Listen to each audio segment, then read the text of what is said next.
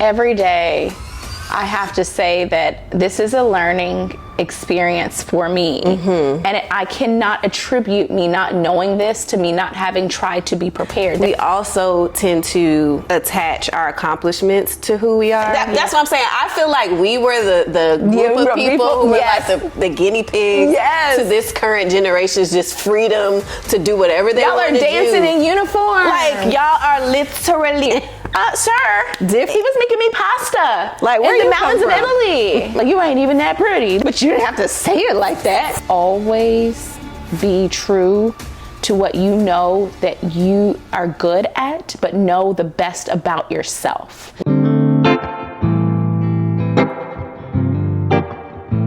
Okay, y'all, we are back with another episode 2 of the Life After series, and I have another guest here with me, Tiye Young. You feel me? Yes. Let me tell you. First of all, no, we just got to give my girl, just a little bit before we get into who she is and what she's been doing. But I want to tell y'all how I met Tiye. First of all, I don't know if I told you this story. Wait a minute. Yeah. So we met, but I think I was working on my birthday trying to hire a videographer, photographer, marketing, whatever. And he was giving me advice, him and his like assistant or marketing consultant person he had on team, and he was giving me advice on like how I could go about my content strategy and stuff. And girl, and so then he mentioned you. He said, she's like in the area and she's prior military and she's fought through and battled through many things, which we'll talk about. So he was like, you should follow her. And he gave me your Instagram. And so when I went to look, and I was like, she follows me. Yes. And so then I followed you back that day, and that was the situation that occurred to why the follow happened, because I never knew right that you followed me or that we follow each other, whatever.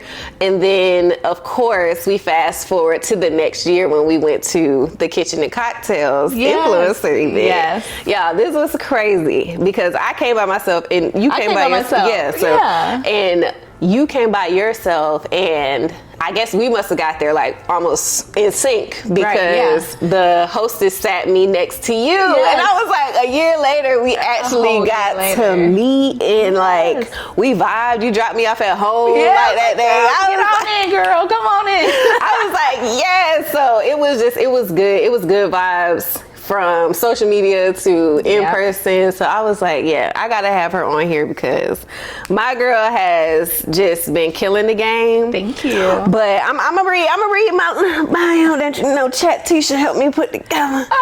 All right, so Tiye Young is a powerhouse in media, medicine, and the military. Born and raised in Charlotte, North Carolina. She's a social media influencer, entrepreneur, and acute care surgery physician associate. All while serving as a major in North Carolina Army National Guard, okay? From Mrs. Veteran America 2016 1RU, right? Yep. Okay. To going viral on social media, Tiye has built a platform that merges media, the military, and medicine, earning millions of views and partnering with brands like Shea Moisture, Dreamville, and RecMed. Is that how you say it? RecMed. She also graced major stages as the host for the Military Influencers Conference, if you know, you know, Media Girls Network, and the DC Mill Spouse Conference. Tiye's journey is one of consistent evolution. After serving nearly a decade on active duty, she transitioned to the National Guard and pursued her physician associate's degree and is now stepping into her first civilian career. Yes. A shift, honey, that has challenged her identity and her mindset, which we're going to get into. A high-achieving major now navigating the medical field as a new graduate, she opens up about redefining success, finding balance, and adjusting to life beyond the military-structured world. When I tell you, baby girl, I love doing this because I just love how my guests and my stories align so much. So it is so crazy, but this is why we do this, because people think they out there alone, and there's things that we are all navigating that we gotta just help people out with, people don't say. They don't talk about it. And this is where this series comes into play, because I'm one of those people, me talking to me, girl, because when I was transitioning out, I did not really communicate a lot about what was going on. I didn't know how to balance sharing and being vulnerable while actually being vulnerable in the moment. So I'm just really glad like we got to do this now. You know what I mean? So I introduced you a little bit, and I just want, in your own words, for you to tell me, 1, how you're doing, 2, who are you from your point of view, and then 3, where you are currently. Yes, well, 1, I'm doing so well, and I'm so thankful to be here. And true story, Leela Victoria's the one who told me to follow you. Really? Yes, she was like, you got to see her stuff. You know, and I was love like, Leela. And I was like, oh my gosh, she showed me in your Leela's Instagram. military too, by the way, y'all. She's military too. And she was like, oh, you're amazing. These are things you do and what you're working on and how you build, you know, your content and your confidence. And I was like, okay, if she's doing this, it makes it okay for me to do it. Because that made me so happy to see, honestly, because people are like, you know, you don't want to be out there so much. You want to be in the military. And then when I saw this, I was like, if she can do this, then I have no reason not to be afraid to do it. So that's where I'm at today. I am a living truth of being able to be confident in the military, but also still be myself, because it can try to kind of not just whitewash, but kind of take away your glamour, take away the glitter. And you don't have to always be like that. So that's where I'm at right now. And working in medicine, a turn of events. I wanted to be the Grey's Anatomy. I just wanted to be in it. Now I'm doing it. Now you're doing it. Now I'm doing it. I'm running down the hallway for traumas, gunshot victims. Oh my God. I'm like running into surgery, helping the surgeon. And so that's where I'm at. I cannot wait. I just left there this morning. So my girl's high off adrenaline, honey. Yes. Okay. Yes. Okay. Well, let's bring it down just a little so we can talk about, like, I want to kind of go through in order, because I would envision many of the guests I'm going to have on the show are going to have some sort of transition or experience from military and maybe even going into civilian and entrepreneurship. But what we don't often talk about is that transition. We say transitioning out of the military, but people are like, okay, but I'm out now. It's almost like you feel like people are flipping the switch, right? Yes. And so my question to you is like, what were your like biggest adjustments? We're just gonna talk about this one. Your biggest adjustments from going active duty to National Guard, and then how did you go about navigating those changes? Because we all know they are some different environment. It's different. Yeah. So I came from Fort Bragg, that's now Fort Liberty, that might be going back to Fort Bragg. Who knows? They doing too much. But I was there in the time when they were doing a lot of transition. This was before they changed our hair regulation. So so I'm there 2015 to 2017. Yep. So this is when we all were wearing the maroon beret. This is when almost 90% of the people have to be airborne. Yeah. So it was really strict. You knew who you needed to salute. You did not walk by. You stood at attention when people walked past you in the hallway. Yeah. You still went to attention. Right. When ma'am or sir was next to you, you stood up. And so that transition to the Guard, it was shocking, because customs and courtesies, although they should be across all branches no matter what, they didn't do it. Girl, talk about it. They didn't do it. Talk about it. And so I had to remember, one, this isn't because I'm black. This isn't because we're female. They just don't do it, because I'm looking at them talk to the colonel leaning on the wall like this. No, yeah. Yes, and sir. I mean, reckless with the mouth, no couth. Like, I'm like, excuse me. And I remember you couldn't even curse. Girl, you remember you couldn't even There was like, I mean, if you're on the field maybe, but cursing as like regular conversation with officers, especially field grades and above, you didn't do it. Okay. They would be out there passing dip between each other. Like, popping dip. That's that like, I couldn't stand that on active duty. I couldn't stand because they did it on active duty too, but like, I feel like it was probably a different level of, you know, it's the hygiene. It's not there. Baby.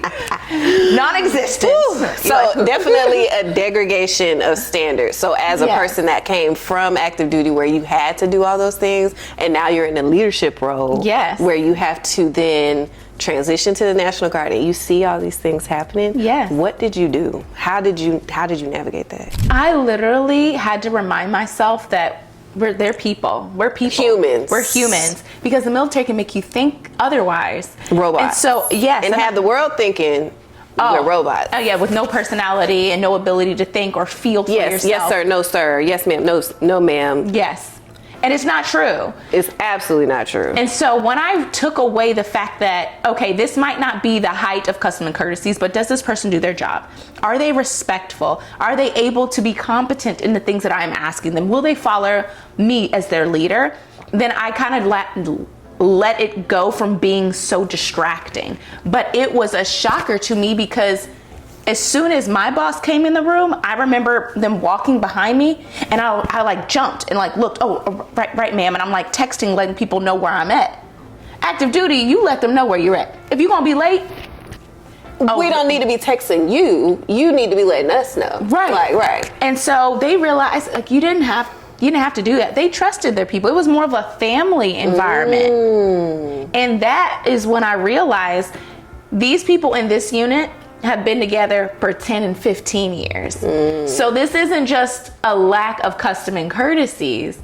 They're comfortable because they went to basic training with this person in 97. Yo, that's perspective though. They went to BOLIC, which is their basic officer leadership course, in 2001. They went to Iraq in 04 together. So when I realized even, the staff sergeant, the E5, they might not have promoted up. Yeah. Because it's not as fast in the Guard as it is on active duty because of slots.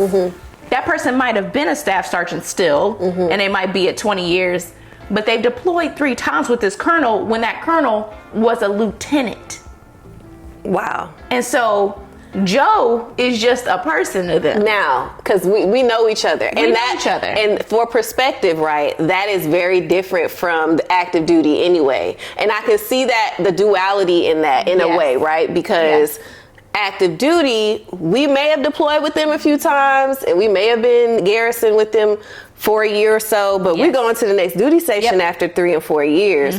So one, yes, we know them, but we don't have this now built rapport and relationship, familial vibes that I feel like the Guard, like that the Guard or like the Reserve builds with their soldiers. But on the flip side, with customs and courtesies, I'm like, but it's giving family vibes, you know? But so it's definitely giving family vibes for me. So I'm like, I could see how that could have worked for me, because I did the Guard too for like a year and a half. But wait a minute, what? As a cadet, ROTC, which is so then I know a little bit because they kind of treated us as like cadets. And we got paid as E5s. But we weren't program. So we weren't like the privates, and I was in like a RASP unit. So like I was helping kids who were like going recruiting. So it wasn't like true Guard, but I did do annual duty or annual training. When that wasn't the case, like we was just like HR stuff, doing rewards and stuff like that. So I did it for a year and a half, but it definitely wasn't like, I feel like the true experience. Yes, because then at that point, people are coming in, they're trying to do custom and courtesies, they're learning. They're learning. So they're trying you don't get to them. like check them or like, try to figure that out. But, it just, I guess, speaking of ROTC, which is a great segue into my next question for you, is like, I feel like me and you relate on the fact that we both did ROTC. We both did JROTC, and the difference between the two is JROTC you do in high school. ROTC you do in college, and that one and ROTC too, or JROTC, but ROTC prepares you to be a leader, and then go on to be an officer once you get out of college or once you graduate college. But those experiences have really shaped, I feel like, and even I feel like you might feel like too, shaped your mindset, you know, as a person. And so I want to know how you feel like those experiences have shaped your mindset. And then, like, what do you think your biggest challenge is now as you step into the civilian world with this militant mindset? Oh my goodness. I'm so glad you asked that question, because being an ROTC cadet, a JROTC cadet, is that I was born and raised in Charlotte. I went to Harding University High School here. My first sergeant in JROTC, I'm 13, mind you, this is 2003, is a black female. When you come and you coming to high school and starting like that, it shapes you. Everything. You know, she used to hold me to such a high standard. She would put us all in a line and she would be like, all right, where are your grades at? I'm like, well, I have a 3.6 in this, or I have A's in this. She'd be like, take a step forward. And she was like, this is where you're supposed to be. This is First Sergeant Marcia Jeter. Okay, she's still there? And so she's no longer there. She's retired, but she was the first African-American female First Sergeant in the ROTC program across the state in North Carolina. Marcia Jeter. Okay. And she's still my godmom to this day. Promoted me to captain, major, I love white that coat so ceremony. much. I'm telling y'all, these teachers, they deserve so much. Yes, she really does. They really helped shape us. She really did. And so you grow into that thinking. And I like to tell people this. You just don't grow into it. It becomes you. I was a JROTC cadet. I used to love wearing my uniform. Period. I couldn't wait to do PT. I couldn't wait to show people I knew the cadet creed. I couldn't wait to go to ROTC in college. Sense of pride for the whole experience. And you're so prideful, and and like you feel like you're on top of the world, especially being a nerd and not really having the clothes and the spicy style. I knew I had something. Yeah. And being a JROTC was really big for me. So transitioning to ROTC, this is life for me. I want to be in drill. I want to go to all these trainings. And so that's who I became. I knew myself as Cadet Young. No one ever called me by my first name. Girl, tell me about it. I didn't know I had one. Somebody called me by my, literally it's Cadet Young. And then it went to Lieutenant Young, Captain Young, now Major Young. No one has ever, even my friends would just say Young. Yeah. And so people were like, well, what do you go by? And I was like, Young. They're like, oh, we can't call you that. And I'm like, why? Yeah, because that's fine. That's still my name. That's still my name. That's what I like. That's what I go by. So I'm confused. And so that transition now to being a civilian, I have really, really strict standards. Yeah. Why didn't you get it done? I didn't fault with people. I worked at an urgent care because you had to get hours to go to PA school. Yeah. I called this person, hey, you left this out and now we have to run this machine. That person cussed me out, y'all. Because I'm so used to even if you're off, you didn't do something right, I need to let you know that this needs to be fixed. Yeah. You can't be lackadaisical. Yeah. Other people don't care. Yeah. That's only us.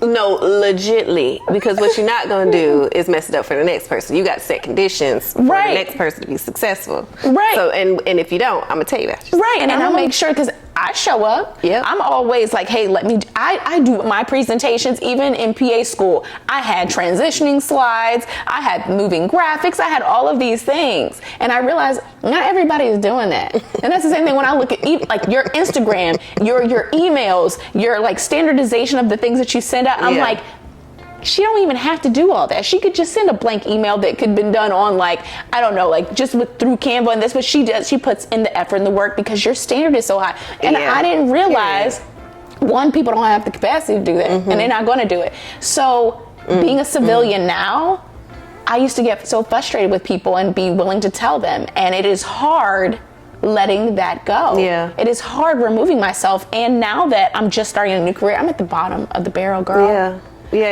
I'm at the bottom of the barrel. So how does that feel? Well, let me ask you this, because one of the reasons why I didn't really want to go to enlist was because I didn't want to be at the bottom of the barrel. Yeah. I said, I don't want to do that. Yeah. And I honestly wanted to go to college, right? So I wanted to have kind of the taste of both worlds. When I found out we could do ROTC, girl, we could do all that, and I could also be in college and do what I wanted. I was like, yes, honey. And we came in, we got all this responsibility as an officer. We grow in the ranks. We are now captain, major, big league. Yes. And then, boom, I get out, go to civilian world. Yes. And I'm an individual contributor. I don't have anybody that I'm responsible for. And I ain't gonna hold you. For me, I was living in that, in it. Now, in ways, I felt like, dang, Like when I tell you to do something, or if I have a meeting with you and you cancel it 5 minutes beforehand, or all this, like, you know, I'm like, you know what, like not old Les, because that's still a part of me, but it's just like, I'm like, we wouldn't did this in the military like this. You would have been on the carpet, like trying to figure out what this is. But because I don't have any type of authority or responsibility towards others, I had to reel it back in. So my question to you is, how did you navigate making, I guess, that shift from being head honcho, like I'm in charge of all these individuals, to now I have to learn from my superiors and navigate not just this new world, but different leadership? Oh my gosh, it's hard. It's hard knowing yourself and knowing that person doesn't know you, what you're capable of, what you have done. So sometimes people say things on the slide because this is a stressful environment, you guys. I work in acute care surgery, trauma surgery. So there are people's lives. We have people who have obviously been shot, or we have people who have had horrible accidents with like motor vehicles, and so they have to be quick. I have to be quick. And so they can say things, and I had to realize it's not about that they think I'm not confident, but I also can't challenge them back because I don't know. So I have to swallow my pride and be willing to be teachable and be willing to learn. But at first that was hard. I'm like, who are you talking to? You can tell me more kindly. But first of all, I feel like you got to stand in that a little bit, because like, don't disrespect me now. I was like, I mean, I don't know, but you didn't have to say it like that.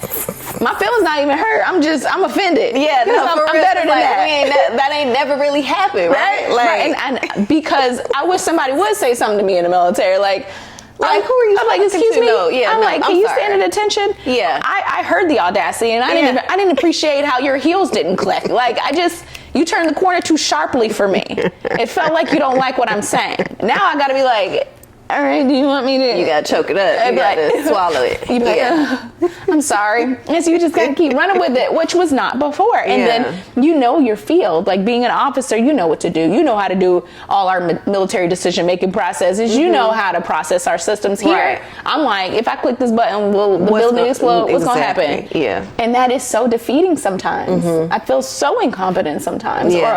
Or like I'm disabled from my abilities. Like it's like a disassociation between I know who I am and I know what I can do, but I actually don't know how to do this. And I can't do it by myself. Right. I've never had that in the military. Because I've always had a team. You always did. Every you single always time. Did. You don't ever have to like think about I don't know something.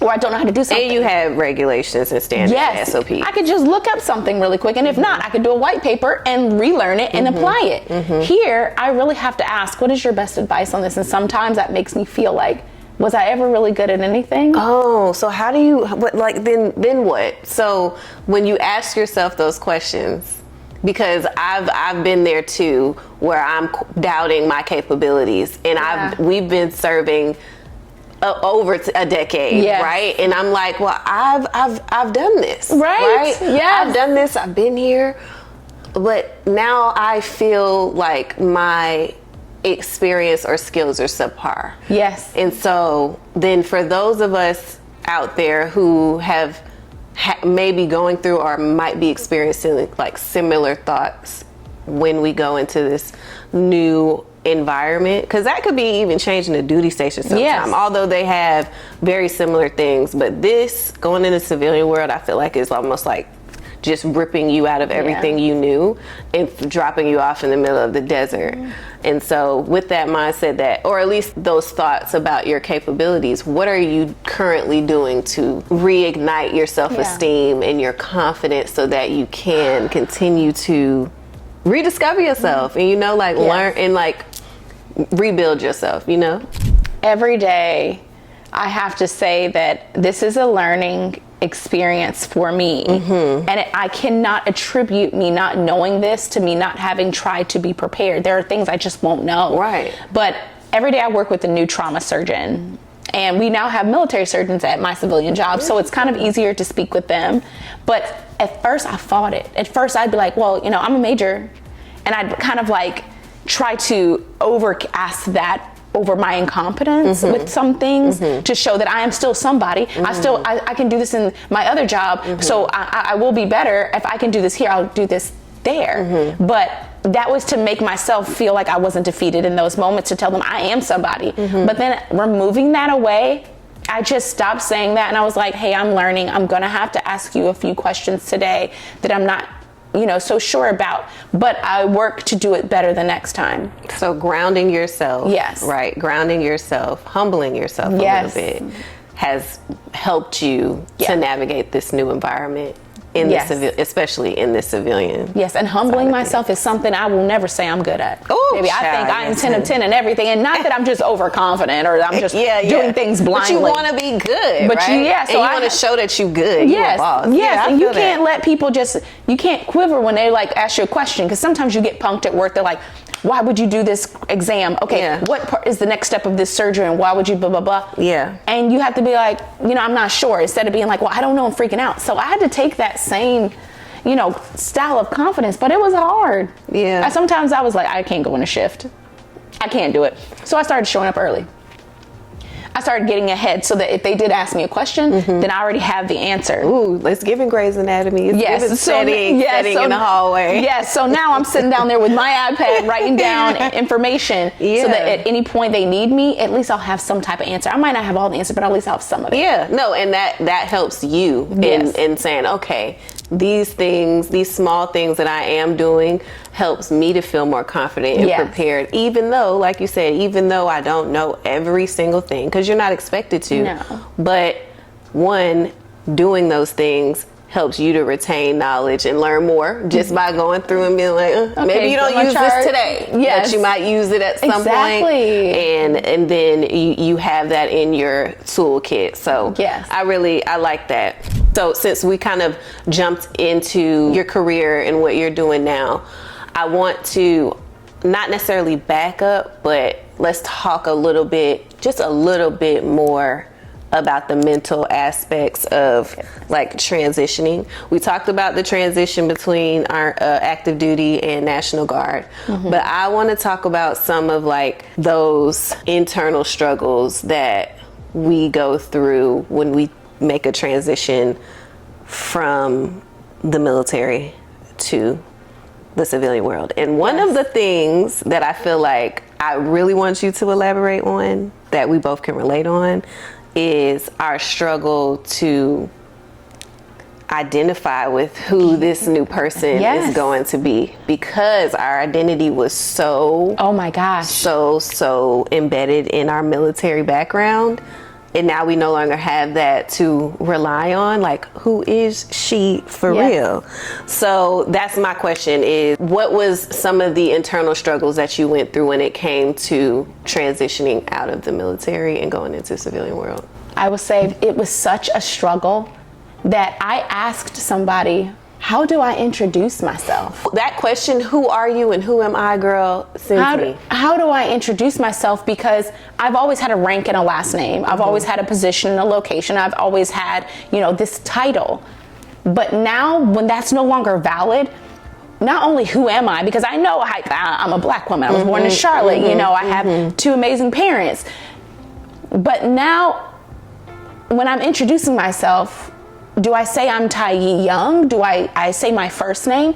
And I struggled with, how do I even write that out?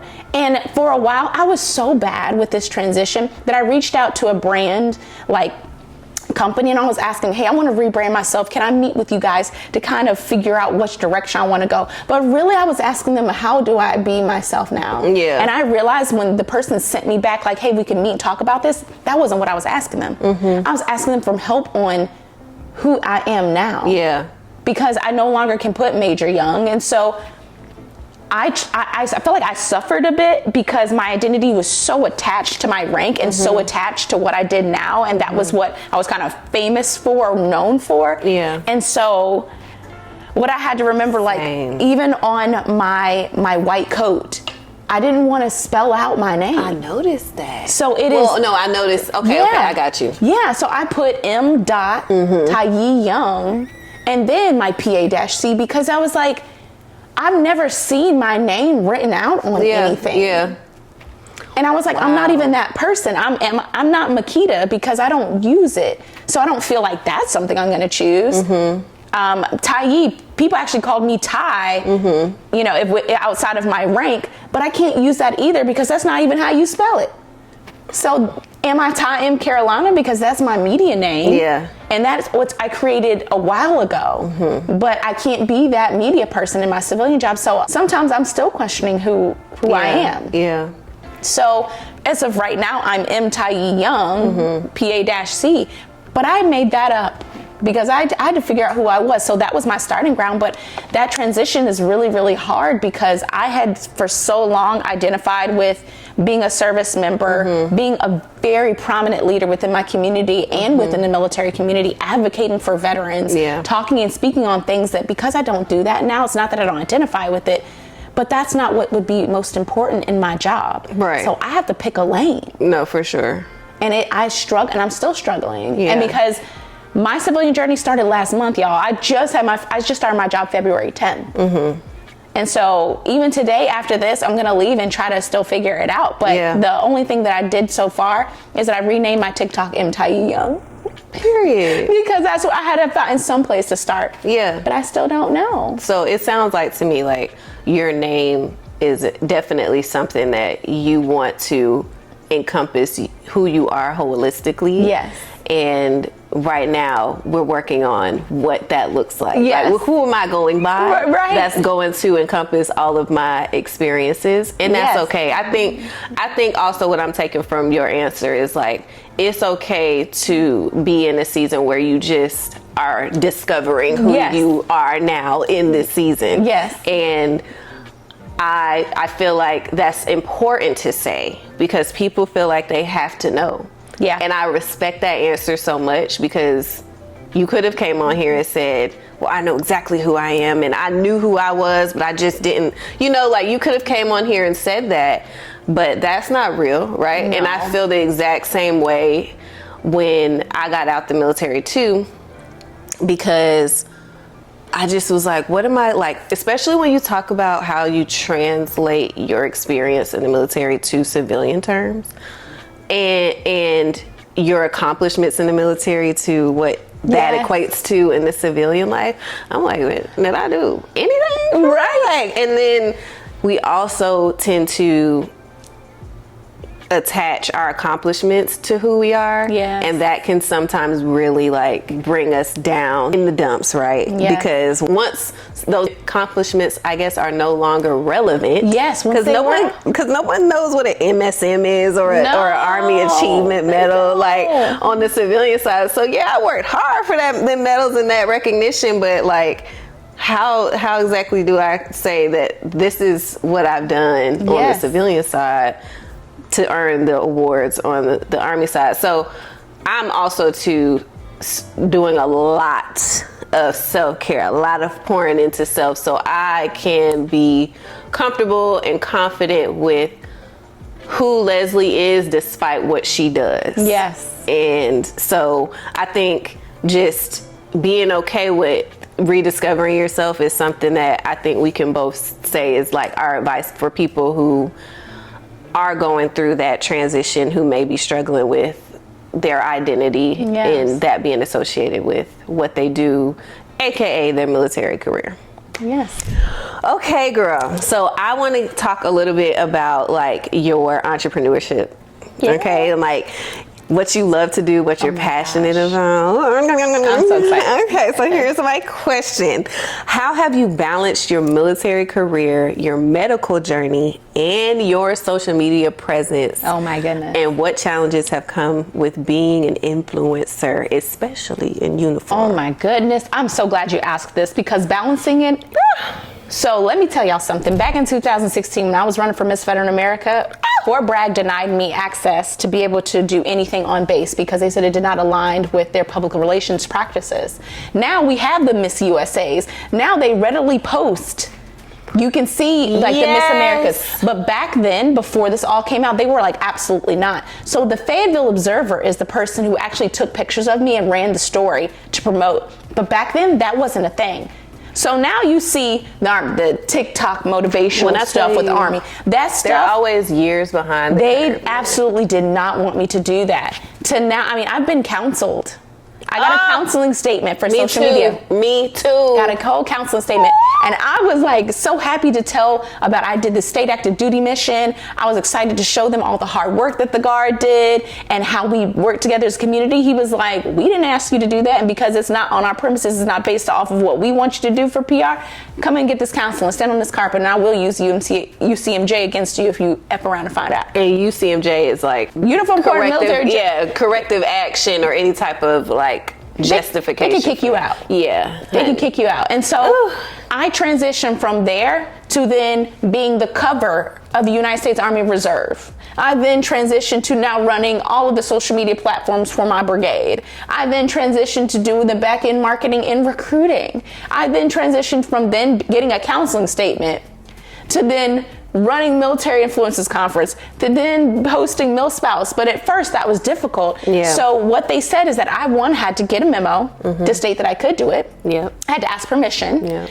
And so with that, I had to do it when I was on leave and it wasn't during military hours, or that I had to do it out of work, but I had to use a statement that does not represent my unit, the Department of Defense, blah, blah, blah.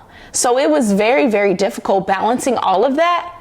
Until now, everybody can do it. Everybody. When I say I see so many military influencers in uniform, with In their uniform. patches and their name tags. They were like, absolutely not. And so it was crazy watching now, like, captains, majors get up there and talk about things, or they're like, these are my workouts, and they're promoting this, when if I had done that, it was self-loathing. Oh yeah, you was on the carpet. Yes, they actually said I violated the joint ethics policy and promoted myself getting funding from outside sources based off the context of my uniform. Oh girl, yes. Same when I would do partnerships in uniform, like it was a thing. And now these same people are everywhere. Yeah, that's what I'm saying. I feel like we were the group of people who were like the guinea pigs to this current generation's just freedom to do whatever they want to do. Y'all are dancing in uniform. Like y'all are literally doing that, going on lives while y'all at work. At work. Like I was like, maybe if this could have been me, because that being in uniform like just suppressed my voice so much. Yes. Because I was so kind of nervous to do or say or post the wrong things. And then after a few years, I just told myself, like, whatever I'm posting, I'm gonna stand 10 toes down on the carpet for. So I have to be ready and confident with that. Yeah. But yeah, so when you talk about those things, right, those hindrances that prevented you from kind of, I would say, catapulting your presence on social media and whatever else you got going on, like, what are you doing now to make up for that? Because what are you gonna do? So I created Time Carolina. So the entrepreneurship part of that's why I created Time Carolina. I separated that from the military. And Time Carolina is? So that was my platform, the Time Carolina Media Marketing. Okay. So that's when my Facebook was really taking off. I went viral. That's when I started to kind of like separate out, you know, my military stuff. I could talk about military stuff. Yep. But this was more about me, or like the things that I personally wanted to do. So I created that platform. Okay. So that in Ty, it's just my middle name, M, my first name, and Carolina is where I'm from, instead of using my rank. So I still had some ownership as far as like, okay, you identify that as me, and people would walk up to me, oh, you're Ty Carolina, and I'm like, yes, so that they didn't say, oh, you're the military girl. And so that's why I had to do that for my entrepreneurship, so that I could still get booked for things outside of military. So I love Military Influences Conference, I love MilSpouse, but I wanted to do things with Shea Moisture. I wanted to do things with like Dreamville. I wanted to do things with other businesses and organizations, so I had to kind of separate that. So that's why I built that platform. But managing that all was difficult, because a lot of my audience was military. Those were my supporters. Those were my advocates. So shifting that to medicine is kind of difficult, because I have to remember, I put some airborne stuff up there from Bragg, and like really nobody watched it. And I'm like, oh, because my medical community don't care. They want to see me running down these hallways with these scrubs on.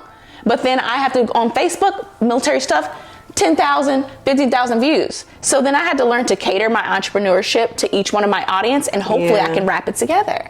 But yeah. No, but that point, that's a great point. The catering part, I feel like, is where I have the most challenges because I am so diverse in everything. What like, is my platform? I can't. I used to be like, oh, the people are really loving skincare and beauty, so I have to do skincare and beauty. And then I go on TikTok and they're like, oh, I really like your military content. And I'm just like, I cannot do so much of one thing because that's just not who. It's not who I am anyway, but also I can't cater to everybody. So I got to kind of just go with what flows with me and my lifestyle. So my goal is to brand myself, and I am branding myself as Leslie Latrice, and that's everything that I want to do. Yeah. And if you like me and what I got going on, then you gonna like when I post my military stuff, this stuff, all the other things. I think like that's just a great point, is that we just have to be who we want to be authentically. 100%. Okay, so we dived into a little bit of entrepreneurship. There's 2 points I want to touch on before we wrap this up, girl. Okay, because we're going to talk about your hosting passions. And then we're going to rewind back to your experience in Germany. Because with the current climate of the world, oh my God, honey, we got to get into it. Are we fighting them or not? Or what? Are they on our side? Like, what's going on? I don't know anymore. I'm just kind of confused. So first, me and you relate because I'm trying to get my little hosting bag too, yes, girl. I'm just a little TT, so I'm kind of doing these things so I can practice and get more confidence. I seen her host, better. Y'all. I went to an event. I got my ticket. I was like, I'm gonna see my girl host. Yes, I walked right up in there. Had my uniform. I literally went to the bathroom, changed, walked up there. I love that so bad. And this hosting event I did. I hosted like a day party as like the crowd hype person or what have you. I'll never do that again. I know why. It was so much like you talked the whole time trying to get people activated and hype and like just setting the vibes. I'm just like, baby, I can't do this all day. But the new climate doesn't call for like excited vibes like we used to be at a day party shaking that thing, girl. You know, the DJ be behind you like this. Now people just want to stand around, drink and smoke and eat, and then a couple people might dance. Yeah, so especially if you get a cute, good little line dance, they'll get on out there. But like not everybody, and it's not the vibes where you were like dancing on it, trying to find a dance partner. Everything was just like those days. It's only sections and seats. If they got wings, hang it up. And they got a grass wall. They're not getting on the dance floor. So my question is, because I know you have hosted plenty of events and that is something you're passionate about. What do you love most about hosting events, and at what point did you realize this was a passion you wanted to pursue? Oh my gosh, I love hosting events because I get to play with my audience and I get to play on the things that they said. And when I'm up there, I can remember, I'm like, oh, I see this person in the crowd, or who I'm interviewing or talking to. I can pick out certain points and like bring it back full circle. And so I loved being able to say, okay, in the beginning you talked about this, but I remember in your book, you mentioned this one line. Is this where this comes from? And then they're like, oh. And I'm like, of course I watched it. Yeah, of course I read it. Of course I looked at this stuff. And they're like, oh. And then at that point when I'm hosting this or I'm talking to that person, I'm invested already because I really want to be there, but also it is a beautiful experience to watch them light up, but also for them to say things that other people didn't know, because they have so many things out there. They have their biographies, they have their websites, they have their social medias, their LinkedIn, but connecting the dots for them and them seeing that, oh, maybe this makes sense for me and I haven't had the opportunity to say it is what I love about hosting. And when I realized that would make them excited, but I was also even more excited to listen and hear it. That's when I fell in love with it. I fell in love with it. And I will say, I I had to watch who I was hosting and who I was interviewing too, because I was taking like rappers and stuff. Like, not saying that it's bad, but it's a little difficult. We can get over here when we're trying to stay over here. Yes. And I was like, I don't really know the lyrics of this song really support my ideology. So how we gonna really get to it? Right. So you were arrested when? Okay. I gotta go back. I need to see these interviews, girl. Like, I gotta see these interviews. Go look up my page and be like. And mind you, I'm a cool person, but like, I'm not like super cool. Like, I'm coming in there trying to put on like the urban sly vibes, and I'm not really that person. That doesn't, and that is a good point, because you gotta be who you are. Because you will not sit up there and do what you need to do if you're trying to be somebody else. And so I'm like, what do I ask him? So I'm asking stuff about, like, you know, his album release and what he's doing. And then I realized I asked him, what makes you a great father? Like, I was like, you like what makes you, how do your kids, because I'm not used to asking like the hardcore, like really trailing in music. So I was like, okay, your kids, and I wanted to get to your passions, and that's not the interview they came for. They didn't come for that. They didn't come for Oprah special. They came to hear about that rapper and the beef and the stuff. And like, I didn't know. So I don't do sports or music anymore. I probably will never. I learned my lesson. So I can do beauty, empowerment, I can do military advocacy, and other than that, personal stories. Learn my lesson. But I loved it. And I realized what I shouldn't do anymore. Yes. Okay. I love that though. I love that so much. So last question, and we're going to kind of flip this back, because I think you were in the military, right, when you went to Germany? 2011 to 2015. Yes. I also lived in Germany as a kid with my mom in Hanau, Germany. She was stationed there for a few years, and I deployed there for a few months in 2017. 2017 to 2018. Okay. So I was there, you know, and I think my experience in Germany, I felt like people was kind of staring, you know, a little bit. And I was like, okay, this is different. They ain't used to seeing us around here, right?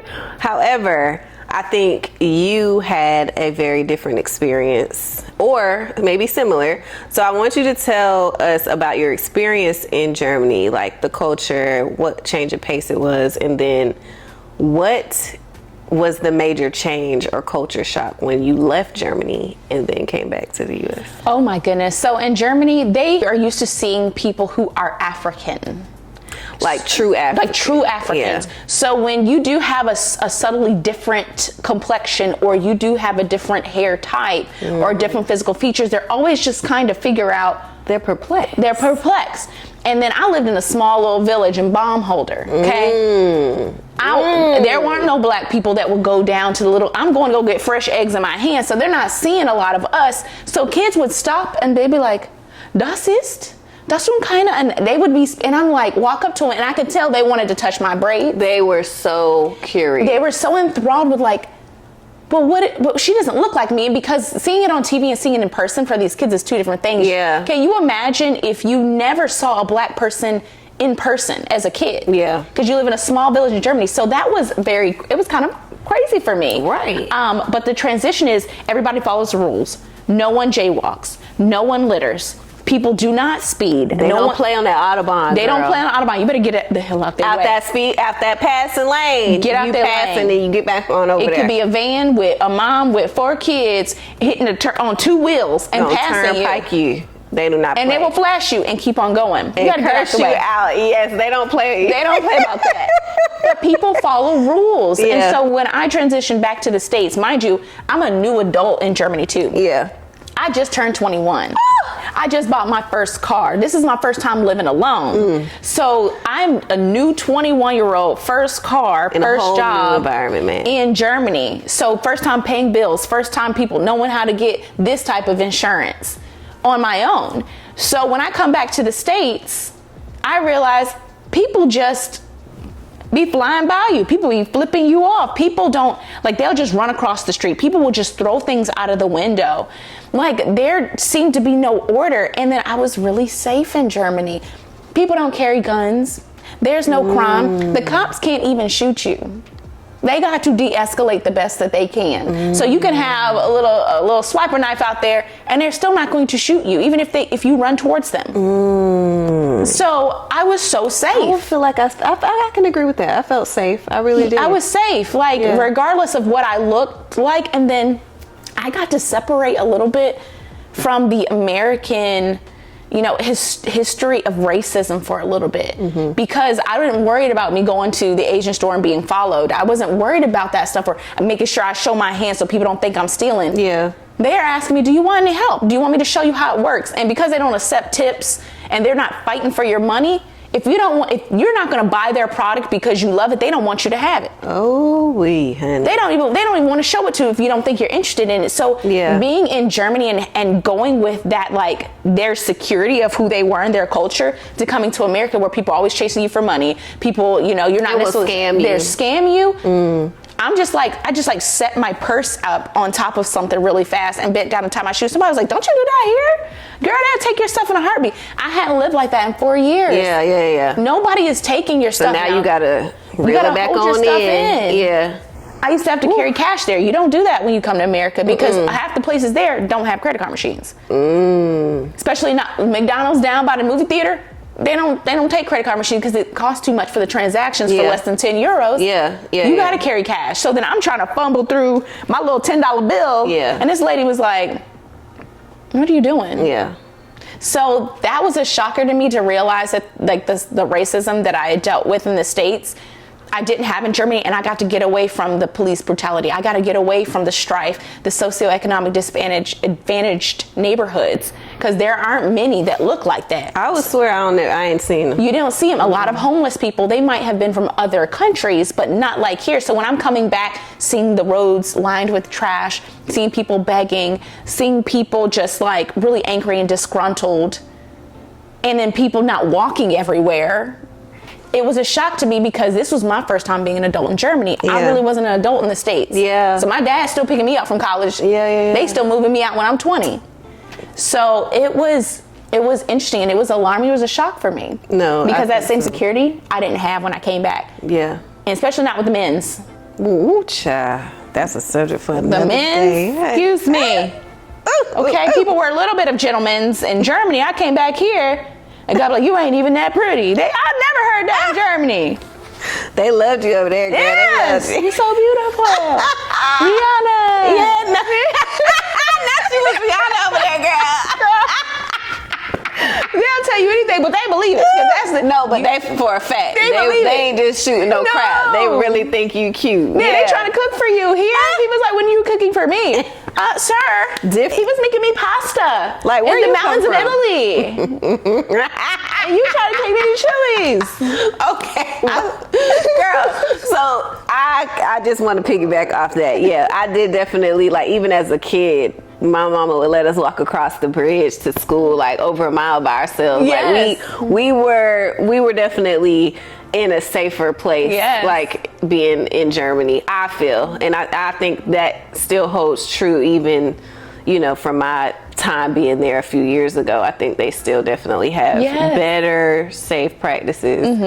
Because, child, the Americans, we do not care about our little corner of the earth. Like, we think this thing is just going to renew and renew and sustain itself, and we ain't gonna find out. Our kids gonna reap whatever we've done these years in their years. Yes, girl. Oh my God, girl, I love that conversation. I learned so much about you. Okay, so this is the last little part, complete this sentence, honey. The sentence is, my journey has taught me to always. My journey has taught me to always be true to what you know that you are good at, but know the best about yourself. So what I learned in that is that I might not have the expertise in everywhere, here, and here, but my work ethic stayed the same.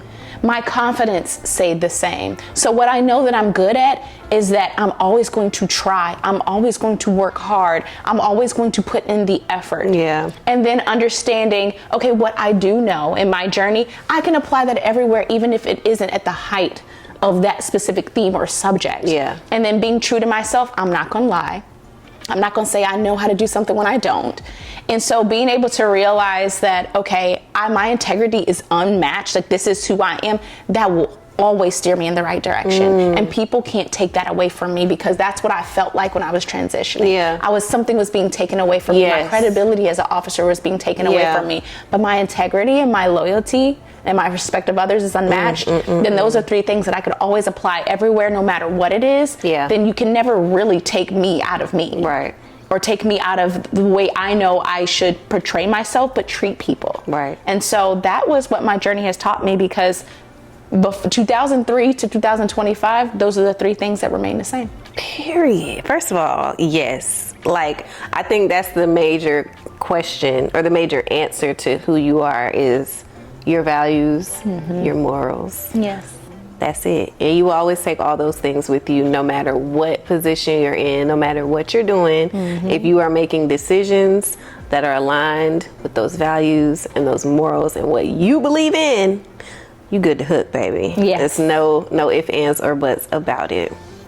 Tiye, girl. Yes, Leslie. Well, this concludes our little session, but I just want to say thank you so much. Thank you for coming and just talking and speaking life into those of us Thank you. who are in very similar positions, navigating the world of media, medicine, and the military. Girl, you are a triple M threat, honey. you. Ooh, we need to use that for something.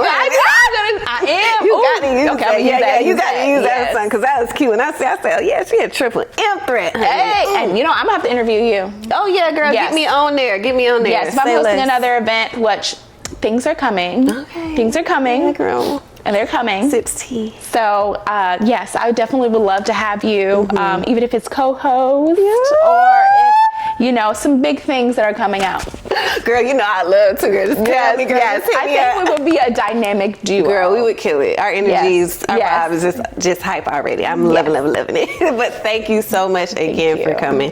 I am going to close out this episode. So if you guys know anyone who would benefit from this conversation, please share it with them. Everything related to Tiye Young will be in the description.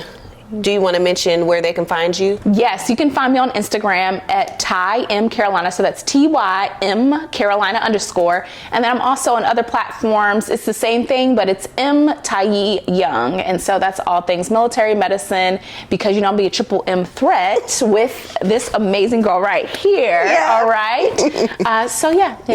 All right, y'all. So make sure y'all follow her and support her on all platforms and anything she got going on, period.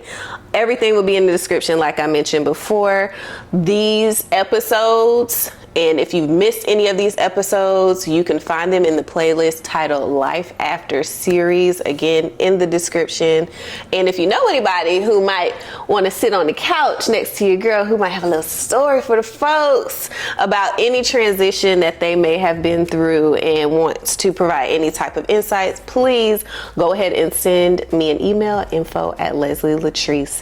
All right, y'all, this concludes this episode. Until next time, keep pushing, stay grounded, and always move boldly and with purpose. Bye. See y'all.